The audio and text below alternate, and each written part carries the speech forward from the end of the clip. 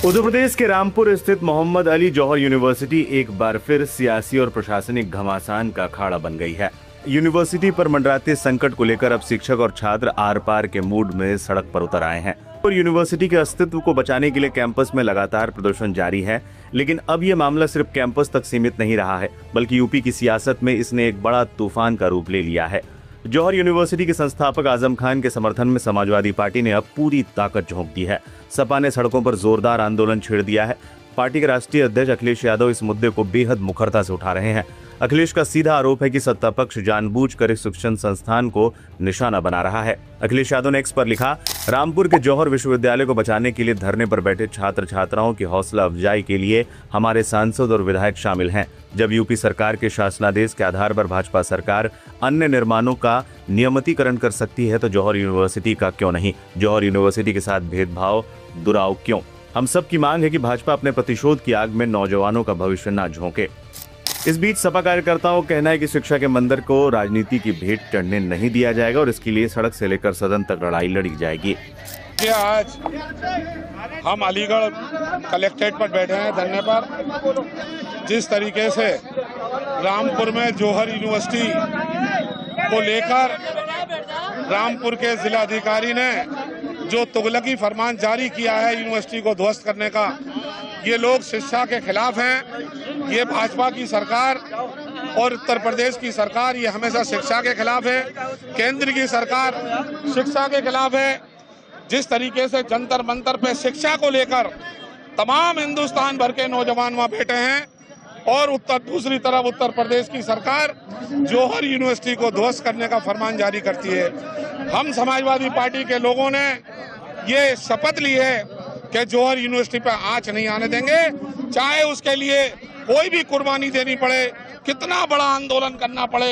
हमारे नेता का ये ऐलान है और हम किसी भी कीमत पे जौहर यूनिवर्सिटी पर आंच नहीं आने देंगे। सपा के आंदोलन के बीच अब इस लड़ाई में भीम आर्मी चीफ और नगीना सांसद चंद्रशेखर आजाद की भी दमदार एंट्री हो गई है। चंद्रशेखर आजाद ने साफ शब्दों में कह दिया कि जौहर यूनिवर्सिटी में पढ़ रहे 3000 से ज्यादा छात्रों के भविष्य को किसी भी कीमत पर बर्बाद नहीं होने देंगे। उनका ये बयान दलित मुस्लिम गठजोड़ की राजनीति के लिहाज से भी एक बड़ा संकेत माना जा रहा है। आजाद के इस रुख ने प्रदर्शन कर रहे छात्रों के हौसले को और बढ़ा दिया है। मौलाना अली जौहर यूनिवर्सिटी पर जिस तरह से 3000 बच्चों का भविष्य खराब नहीं होने देंगे। मैं सिर्फ सरकार को कहना चाहता हूँ कि उनकी लड़ाई आजम खान से हो सकती है, लेकिन उन बच्चों के भविष्य से नहीं। और जितना आप तकलीफ दे सकते थे दी तो है अपने उस पूरे परिवार को। क्या करना चाहते? सिर्फ अपने व्यक्तिगत लड़ाई को, बच्चों के भविष्य को खराब करने के लिए आप कोशिश करोगे तो ये हम बर्दाश्त नहीं करेंगे। 3000 बच्चे आप समझ रहे हैं? तब वो जो एरिया है वो रामपुर डेवलपमेंट अथॉरिटी का हिस्सा भी नहीं था जब वो बनी, लेकिन आप उसे ना नक्शा होने के नाम पे आप नक्शा बनवा दो, जो फाइन है वो ले लो। लेकिन इस नाम पे अगर आप उस यूनिवर्सिटी को तोड़ोगे, बच्चों के भविष्य को खराब करोगे, तो 3000 बच्चों के भविष्य बचाने के लिए उत्तर प्रदेश की सड़कें जो है वो सुनी नहीं रहेंगी। ये बात मैं मुख्यमंत्री को कहना चाहता हूँ। सियासी दिग्गजों के साथ साथ अब सोशल मीडिया इन्फ्लुएंसर्स और सामाजिक कार्यकर्ता भी इस विवाद में कूद पड़े हैं। इंटरनेट पर मोहम्मद दीपक के नाम से मशहूर दीपक कुमार अक्की ने भी जौहर यूनिवर्सिटी को लेकर अपना बयान जारी किया। उनके बयान ने सोशल मीडिया पर इस मुद्दे को और गर्मा दिया है। समर्थक और विरोधी दोनों खेमे अब डिजिटल प्लेटफॉर्म्स पर भी इस शिक्षण संस्थान को लेकर आमने सामने आ गए हैं। आज मैं उस यूनिवर्सिटी की बात करने जा रहा हूँ जिसमें गरीब तबके का बच्चा पढ़ता है, गरीब बच्चा पढ़ता है, फ्री में पढ़ता है और उसको शिक्षा का ज्ञान वहाँ से मिलता है। उस यूनिवर्सिटी का नाम है जौहर यूनिवर्सिटी, जो उत्तर प्रदेश रामपुर के अंदर है। 2006 में ये यूनिवर्सिटी बनी थी और सरकार ने इसको अब गिराने का आदेश दे चुके हैं, बुलडोजर चलाने के आदेश दे चुके हैं, तो बुलडोजर चला दिया जाएगा।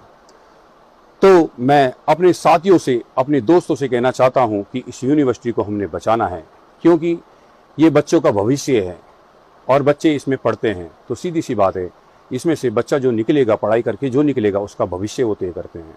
तो हमें इस यूनिवर्सिटी को बचाना है। इस यूनिवर्सिटी का नाम है जौहर यूनिवर्सिटी। बहुत खूबसूरत ये यूनिवर्सिटी है। इसमें से 38 इमारतें गिरा दी जाएंगी, 2 इमारतें इसमें बच जाएंगी।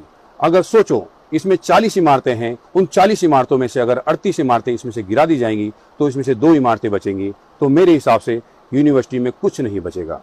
तो हमें इस यूनिवर्सिटी को बचाना है, बढ़ चढ़कर हमें आगे आना है और इस यूनिवर्सिटी को बचाना है। सीधी सी बात है, हमें एक संकल्प लेना है इस यूनिवर्सिटी को बचाने के लिए, बच्चों का भविष्य बचाने के लिए। एक तरफ छात्रों के भविष्य पर लटकती तलवार तो दूसरी तरफ यूपी का गर्माता सियासी पारा। जौहर यूनिवर्सिटी का विवाद अब शिक्षा से ज्यादा राजनीतिक वर्चस्व की लड़ाई बन चुका है। सवाल यह है कि क्या नेताओं के इस हल्ला बोल से यूनिवर्सिटी के 3000 छात्रों को राहत मिलेगी या फिर उनका भविष्य सियासत की भेंट चढ़ जाएगा। यूपी की हर बड़ी सियासी हलचल के लिए हमारे साथ जुड़े रहें।